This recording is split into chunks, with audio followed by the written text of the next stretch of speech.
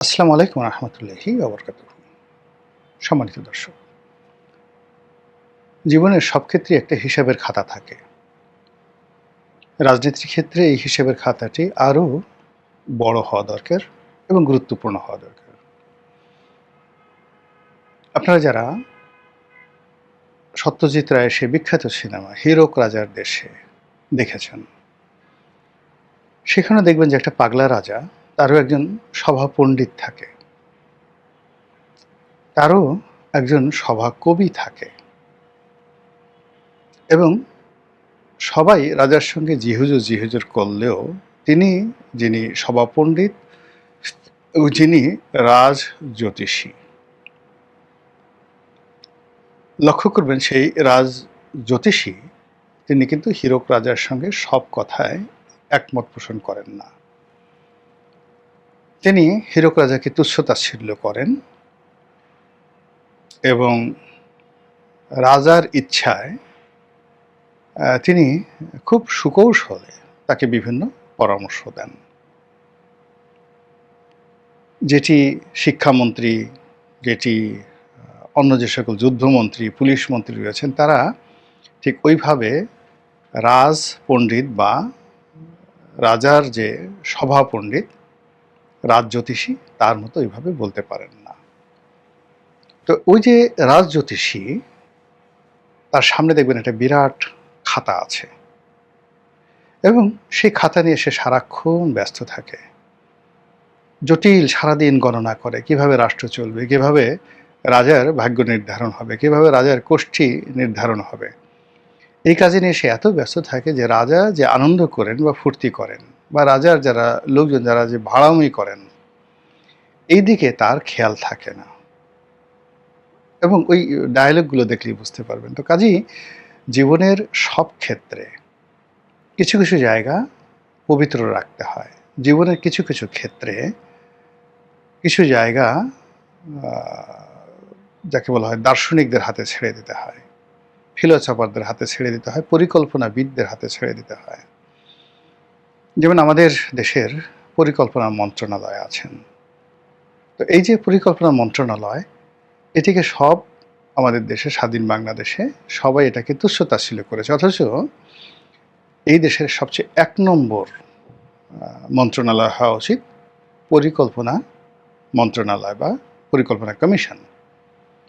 কিন্তু সেটি আমাদের দেশে হয় না। এটিকে অর্থমন্ত্রীর সাথে বা অর্থ মন্ত্রণালয়ের সঙ্গে একত্র করে দেওয়া হয় এবং এখানে যাকে মন্ত্রী বানানো হয় তাকে মনে করা হয় দুর্ভাগা মন্ত্রী, তার কোনো কাজ নেই। অথচ সব কাজ কিন্তু এখান থেকেই হওয়া উচিত। আরেকটি হলো সরকারের পরিসংখ্যান বিভাগ। এই সরকারের কোথায় কি হলো বা না হলো, এটি গণনা করার জন্য সরকারের একটা বিভাগ আছে, পরিসংখ্যান ব্যুরো বা পরিসংখ্যান বিভাগ। এখানেও যারা নিয়োগ লাভ করবেন, বিশ্বের সবচেয়ে জ্ঞানী, গুণী অর্থনীতিবিদ, তাদেরকে এখানে নিয়োগ দিতে হবে। আমাদের যে পরিসংখ্যান বিভাগ কোন পর্যায়ে আছে, এটা আপনারা যদি বাস্তবে জানার চেষ্টা করেন, তাহলে দেখবেন যে আমাদের যে পতনের জন্য, সরকারের যে পতন, সেই পতনের জন্য প্রথম এবং প্রধান যে কারণ, সেটা হলো কোনো সরকার তার যে রাজনীতির যে মাস্টার প্ল্যান, রাষ্ট্র পরিচালনার যে মাস্টার প্ল্যান, এটা তারা করতে পারে না। কোনো প্ল্যান নেই। রাজার যেটা ইচ্ছা, প্রধানমন্ত্রীর যেটা ইচ্ছা, রাষ্ট্রপ্রধান বা সরকার প্রধানের যেটা ইচ্ছা, ওটাই তার মাস্টার প্ল্যান। মুখ দিয়ে যা আসলো বললো, এটা করো, এটা করো, এটাই মাস্টার প্ল্যান। ওকে ধরো, ওরে মারো, ওরে কাটো, ওখানে টাকা খরচ করো, ওখানে খাল কাটো, ওখানে বিল ছাড়ো, ওখানে ইঁদুর ধরে মানে ইঁদুর নিধন উদ্বোধন করো, এরকম নানা রকম কথাবার্তা যে যার মতো চলতে থাকে। এটা অনেকটা যে সেই নায়ক রাজ্জাকের একটা বিখ্যাত সিনেমা আছে পাগলা রাজা, ওইরকম একটা পাগলা রাজার মতো কাণ্ড কারখানা চলে। কিন্তু নর্মালি তো আসলে এইভাবে চলার কথা না। তার দল পরিচালনার জন্য একটা মাস্টার প্ল্যান লাগবে, রাষ্ট্র পরিচালনার জন্য একটা মাস্টার প্ল্যান লাগবে এবং সরকার পরিচালনার জন্য একটা মাস্টার প্ল্যান লাগবে। কিন্তু যেই মুহূর্তে মানুষ ক্ষমতায় আসে, সে দল, সরকার, রাষ্ট্র তিনটিকে একত্র করে ফেলে এবং এই যে যারা মাস্টার প্ল্যান করবে, সেই মাস্টার প্ল্যানটা কারা করছে তাদেরকে হয়তো ৫ বছর ১০ বছর পরে সেই যে তার যখন ক্ষমতা চলে যায়, তখন সে জানতেও পারে না যে there was a planner, there was a philosopher. Bangladesh ব্যাংকের সবচেয়ে গুরুত্বপূর্ণ একটা পদ আছে, প্রধান অর্থনীতিবিদ। আমরা গভর্নরকে নিয়ে ব্যস্ত, ডিপটি গভর্নরকে নিয়ে ব্যস্ত, যিনি গোয়েন্দা শাখা দেখেন, বাংলাদেশ ব্যাংকের আর্থিক গোয়েন্দা বিভাগ দেখেন, তাকে নিয়ে ব্যস্ত। কিন্তু বাংলাদেশ ব্যাংকের যে একটা পদ আছে প্রধান অর্থনীতিবিদ, তাকে নিয়ে আমাদের মানুষের কোনো আধিক্যতা নেই, অথচ ব্যাংকের সব কিছু নির্ভর করবে এই প্রধান অর্থনীতিবিদের উপর। তো এরকম বিষয়গুলো যদি আপনি ধরেন, তো সেক্ষেত্রে এই বর্তমান সরকারের যে সফলতা, সেই সফলতা নির্ভর করবে যদি তাদের এরকম প্ল্যান করার মতো লোক থাকে। কিন্তু দুর্ভাগ্যজনক হলেও সত্যি, কখনই গত 17 বছরে মানে বিএনপি ক্ষমতা চলে যাওয়ার পরে বা তারও আগে কোনোদিন এই দল পরিচালনার জন্য কোনো মাস্টার প্ল্যান আর ছিল আমার জানা নেই। তবে শহীদ প্রেসিডেন্ট জিয়াউর রহমান সাহেব কিন্তু একটা পলিটিক্যাল স্কুল খুলেছিলেন এবং সেই স্কুলের একজন প্রিন্সিপাল তিনি নিয়োগ দিয়েছিলেন।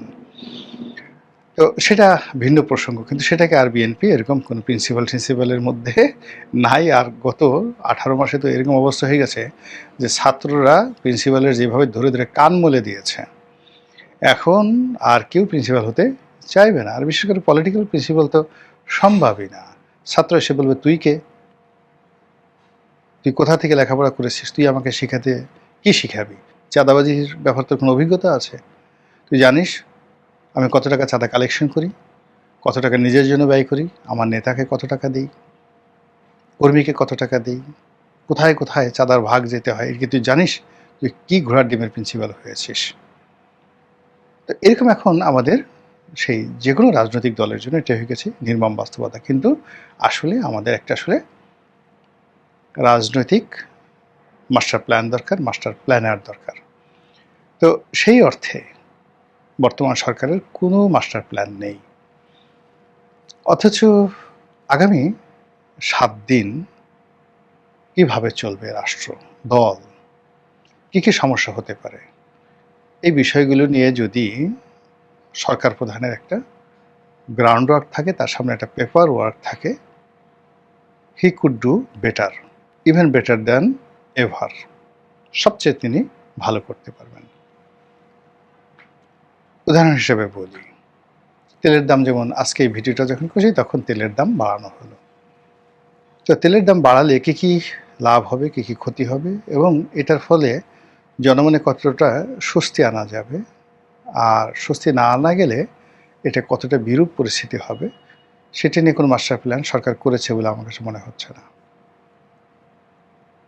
এর কারণ হলো যে এই যে তেলের দাম বাড়ানো হলো, এখনও যদি পেট্রোল পাম্পগুলোতে ভিড় থাকে, মানুষ মেজাজ রাখতে পারবে না, তেলের দাম বৃদ্ধি দেবেন এবং পেট্রোল পাম্পগুলোতে মারামারি শুরু হয়ে যাবে। তো কাজেই কোনো রকম মাস্টার প্ল্যান ছাড়া যখন হঠাৎ করে একটা আপনি পরিকল্পনা নেন, ওটা বুমেরাং হয়ে যায়। ধরুন আগামী 7 দিনে বাংলাদেশে কী কী হতে পারে, ইসলামী ব্যাংকে কি ঘটবে আগামী 7 দিনে, এটার উপরে রাজনীতির কোর্স অফ অ্যাকশন পরিবর্তন হয়ে যাবে। বাংলাদেশ ব্যাংকে যে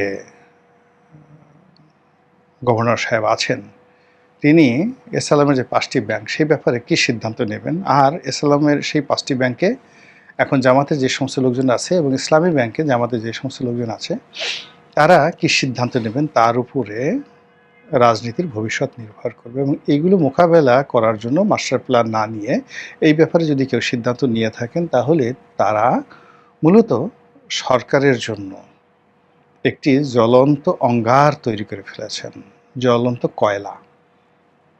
সেই কয়লায় হাত দিলে হাত পুড়ে যাবে, আর কয়লা যদি ঠান্ডা হয় হাতে ময়লা লাগবে, ছাই হয়ে যাবে। আচ্ছা, এরপরে এই যে তেল আমদানি নিয়ে সরকারের মাস্টার প্ল্যান কি, এগুলো নিয়ে যদি জনগণকে সম্পৃক্ত করা হয়, সভা সমিতি সেমিনার আয়োজন করা হয়, নাও ইটস নিড আইডিয়া। সরকারের একার পক্ষে এই আইডিয়া সম্ভব নয়। সরকার যদি এগুলো নিয়ে ব্যাপক সভা সমিতি সেমিনার করে, তাদের তো লোকের অভাব নাই, প্রেস ক্লাবে এই তেল সমস্যা নিয়ে করণীয় শীর্ষক আলোচনা সভা, সরকার তথ্য মন্ত্রণালয় করতে পারে, প্রেস ক্লাব করতে পারে, পত্রপত্রিকাগুলো করতে পারে, টেলিভিশনগুলো করতে পারে, সিরিজ অফ বৈঠক।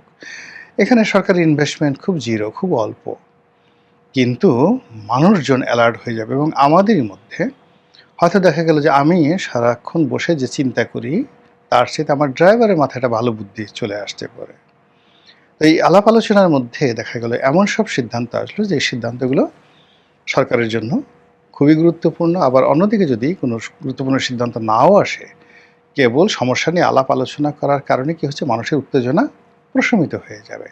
মানুষ এই সমস্যা সম্পর্কে ওয়াকিবহাল হয়ে পড়বে, কিন্তু সেই ধরনের কোনো উদ্যোগ আমরা এখন পর্যন্ত দেখছি না। এরপর আমাদের সাথে যে চীনের কিছু সমস্যা হচ্ছে, ভারতের মহা সমস্যা, আমেরিকার সাথে আমাদের যে মারাত্মক কতগুলো সমস্যা আছে কূটনীতির অঙ্গনে, এই সমস্যাগুলোর সঙ্গে আমাদের সীমান্তে গোলাগুলি, এই সমস্যাগুলোর সঙ্গে আমাদের রোহিঙ্গা প্রত্যাবর্ষণ, এই সমস্যাগুলোর সঙ্গে আমাদের ফরেন রেমিটেন্স, আমাদের আন্তর্জাতিক ব্যবসা বাণিজ্য, আমাদের গার্মেন্টস এক্সপোর্ট, এর সব কিছু জড়িত।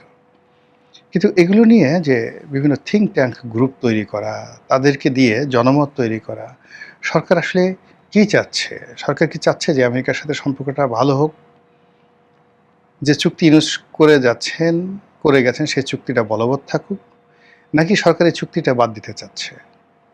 যেটাই সে করতে চাক না কেন, একটা মাস্টার প্ল্যানের অধীন এগুলো নিয়ে গণমত এবং জনমত তৈরি করতে হবে। এটা আমেরিকাতে হয়, ভারতে হয়, তাদের প্রচুর থিঙ্ক ট্যাঙ্ক থাকে। সেই থিঙ্ক ট্যাঙ্কে সরকার টাকা দেয়, গোপনে টাকা দেয়, গোয়েন্দা সংস্থার মাধ্যমে টাকা দেয়, এনজিও ব্যুরোর মাধ্যমে টাকা দেয়। এই যে ইউএসএআইডি, তারা যে বাংলাদেশে এত বড় একটা রেজিম চেঞ্জ করে ফেললো, শেখ হাসিনার পতন ঘটালো একটা এনজিও দ্বারা। তো সরকারও কিন্তু এভাবে এনজিও দিয়ে বহু কাজ করতে পারে জনমত সৃষ্টি করার জন্য। যখন লক্ষ লক্ষ মানুষ রাস্তায় নেমে আসবে, সরকারের ইচ্ছায় রাস্তায় নেমে আসবে, সরকার চুক্তি বাতিল করে দিতে পারবে, কিচ্ছু করার নাই। এরকম চুক্তিতে, সব চুক্তিতে এরকম অসংখ্য ক্লোজ থাকে।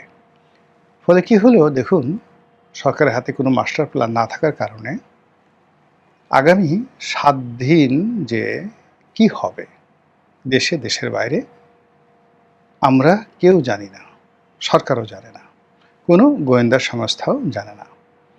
আমরা তীর্থের কাকের মতো হা করে থাকি, কখন ঘটনা ঘটবে, তারপরে ঘটনা ঘটার পর আমরা চিন্তা ভাবনা করে দেখব কি করা যায়।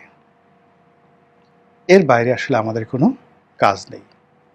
ফলে কি হলো, রাষ্ট্র ব্যবস্থায় যা ছিল অতীতে, ডে বাই ডে তার চেয়ে আরও খারাপ হচ্ছে। অতীতে যারা সরকার প্রধান ছিলেন, রাষ্ট্রপ্রধান ছিলেন, তাদের যতটুকু মর্যাদা ছিল, ইভেন বিনা ভোটের এমপি, রাতের ভোটের এমপি, আমির এমপি, তাদের যতটুকু গ্রহণযোগ্যতা ছিল, এইবার 2026 সালে যারা এমপি হয়েছেন, আপনার কি মনে হয় তাদের কি মর্যাদা একটু বেড়েছে, সম্মান বেড়েছে? একজন এবার এমপি হিসেবে এখন কি কেউ কোমর দুলিয়ে, তারপরে শেষে বুক ফুলিয়ে, মাথা উঁচু করে সমাজের জন্য, রাষ্ট্রের জন্য, জাতীয় সংসদের সদস্য রূপে কিছু করার, জাতীয়ভাবে কিছু করার, নির্বাচনী এলাকায় কিছু করার মানে শক্তি সামর্থ্য অর্জন তো দূরের কথা, আপনি যে করতে পারেন এই ধরনের বিশ্বাস আপনাদের কয়জনের মধ্যে আসছে? এই যে যদি মনে করেন যে আসেনি, ইট মিনস গোড়ায় গলদ, মানে আপনার আমার কারোরই কোনো মাস্টার প্ল্যান নাই। অথচ রাজনীতিতে মাস্টার প্ল্যানটা খুবই অনিবার্য। মহান আল্লাহ আমাদের সবাইকে হেদায়েত দান করুন এবং হেফাজত করুন। আসসালামু আলাইকুম ওয়া রাহমাতুল্লাহি ওয়া বারাকাতুহু।